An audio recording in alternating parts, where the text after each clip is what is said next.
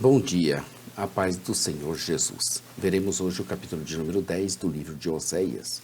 Israel semeou malícia. Então o que ele vai colher? Destruição.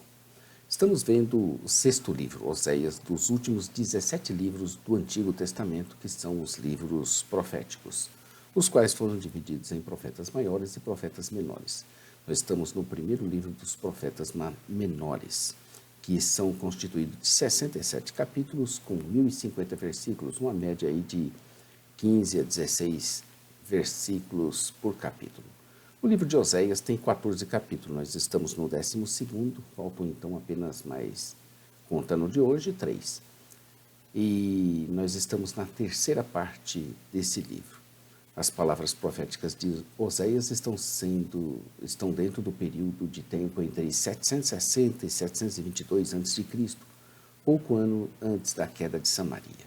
Ele escreveu esse livro com o propósito de mostrar que era justo o juízo de Deus que levara Israel, o reino do norte, ao exílio e garantir ao povo de Deus, dividido, que uma grande restauração poderia acontecer após esse período. Eu sou o pastor Daniel Deusdete, da igreja Os Semeadores. Abra aí a sua Bíblia para você fazer uma leitura prévia antes de nos ouvir. Lembrando, como dissemos já, que a palavra do Senhor foi pregada por Oséias nos tempos dos reis de Judá, Uzias, Jotão, Acás e Ezequias, e nos tempos do reino do norte, Jeroboão II, filho de Joás. Ele é contemporâneo de Isaías. Nós estamos vendo as reflexões históricas e o futuro de Israel em continuação, desde o capítulo 9, verso 10. Como já dissemos, esses capítulos contêm uma variedade de profecias em torno de reflexões metafóricas sobre o passado e o futuro de Israel.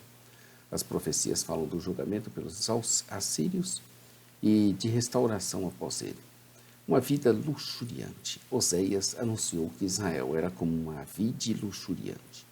Oséias equiparou Israel a uma vide que cresceu em tamanho e produtividade. Porém, à medida que o crescimento ocorria, a nação atribuiu os créditos aos ídolos e não ao Senhor.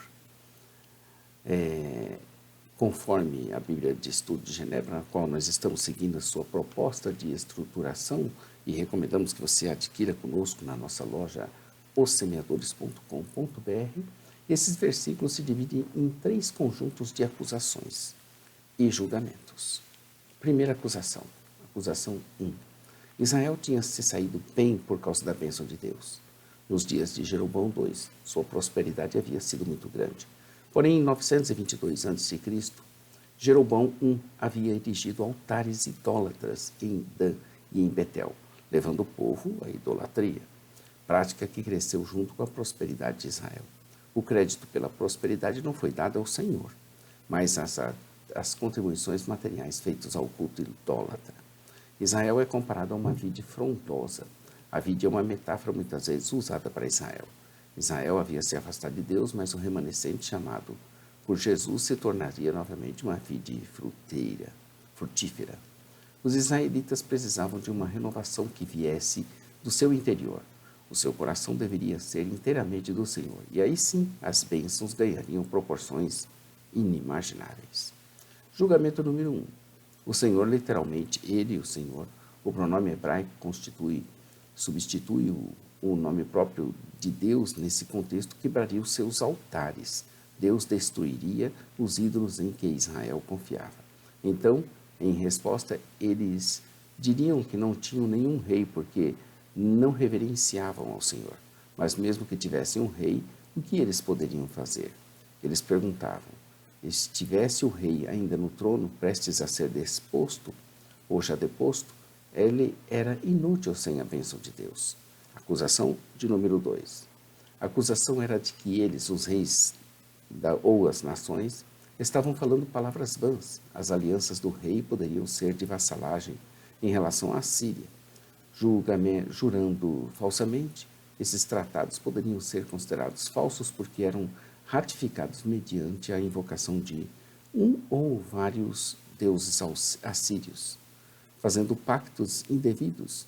É mais provável que as obrigações não cumpridas tenham sido as dos reis para com seu povo, principalmente sua falha em manter a justiça. Seria por isso que o juízo iria brotar como uma erva venenosa comparada com Amós 6:2. Julgamento número 2. Dos versos 5 ao 8, com palavras de julgamento pelas violações dos versos 4, Oséias zombou das emoções religiosas que o povo manifestava por um ídolo e que visivelmente eram inexistentes com relação a Deus. Sua pecaminosidade estava ligada às suas origens. O bezerro e seus sacerdotes provavelmente não eram estrangeiros, mas representavam uma forma tradicional, porém pervertida, de adorar o Senhor em Israel. Por isso que o rei de Israel, ou talvez mais provável, um ídolo em forma de bezerro, seria desfeito, ou arrastado como um graveto nas águas. A palavra de juízo alcançava os altares de impiedade que foram os pecados de Israel, pois eles seriam destruídos e no lugar dele cresceriam espinhos e ervas daninhas. O desespero tomaria conta deles de tal forma que sairiam gritando aos montes e aos outeiros para os cobrirem e caírem sobre eles, escondendo-os da face do reto juiz de toda a terra. As palavras ditas aos montes para os cobrirem e às colinas para caírem sobre eles sugerem uma devastadora calamidade climática da parte do Senhor. O povo preferia morrer a ter de enfrentar o futuro divino, futuro julgamento divino. Essa passagem do verso 8, ela foi citada por Jesus em Lucas 23, verso 30, e há uma alusão a ela em Apocalipse 6, verso 16, porque o julgamento dos últimos dias também envolverá o severo castigo para a infidelidade no meio do povo de Deus. Acusação de número 3. Nos versos 9 e 10, Oséias declarou que Israel havia semeado a perversidade, e assim colheria os frutos correspondentes. Se a semeadura foi a perversidade, o que deveria ser a colheita? Se foram ventos, certamente que voltariam tempestades. O fato era que Deus os castigaria no tempo dele, e nações seriam reunidas contra eles para prendê-los por causa do seu duplo pecado. Provavelmente o pecado do passado em Gibeá e o atual de Israel, ou as infidelidades político-religiosas de Israel, ou simplesmente suas contínuas e ininterruptas transgressões. Uma bezerra dourada.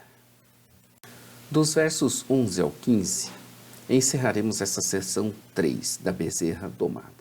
Oséias comparou Israel a essa bezerra, que deveria arar a terra a fim de semear a justiça, porém, em vez disso, semeou apenas perversidade. A nação toda, de norte a sul, gostava de trilhar como uma bezerra domada. Esta era uma imagem positiva do início do chamado de Israel, como um animal dócil, sem julgo, debulhando o grão ceifado, livre para comer enquanto trabalhava. Jesus colocou um fardo leve em seus discípulos. O seu pescoço forte, podia suportar o trabalho pesado de arar e rastelar a terra como um jugo. Deus escolheu Israel para encher a terra de justiça, para semear a retidão e para colher o fruto da lealdade. Semear o que é justo e bom levaria a uma colheita de lealdade. Quando um solo virgem ou não cultivado é arado, ele produz uma colheita muito abundante. A hora era, portanto, de buscar ao Senhor, de voltar-se para Ele naquele momento de angústia ou aflição. Veja aí Deuteronômio 4, de 29 a 31. Pois Ele faria chover a justiça sobre eles, verso 12. Ele, Deus, garantiria a colheita da justiça se o seu povo se voltasse para Ele com sinceridade. No entanto, aconteceu justamente o contrário e semearam a malícia.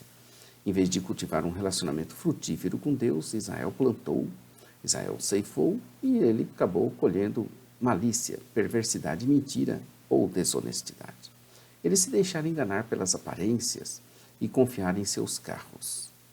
O castigo que Deus traria, derrota militar, verso 14, estava diretamente relacionado ao crime cometido por Israel de depender da sua própria força militar e não do Senhor.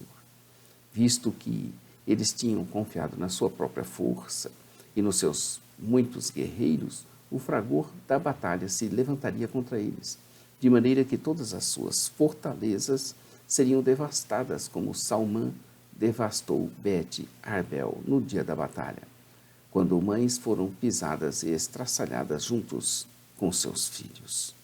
O fato que os ouvintes de Oséias tiveram de relembrar como particularmente brutal não é desconhecido. Salmã tem sido diferentemente identificado como Salmaneser III da Síria, que reinou de 859 a 824 a.C. Salmaneser V, de 727 a 722 a.C., ou Salamanu, um contemporâneo rei moabita. O verso 1 do capítulo 10 diz: Israel é vide, frondosa que dá seu fruto conforme a abundância do seu fruto. Assim multiplicou os altares, conforme a prosperidade da terra, assim fizeram suas colunas. E o verso de número 15: Assim vos fará Betel, por causa da vossa grande malícia. De madrugada será o rei de Israel totalmente destruído.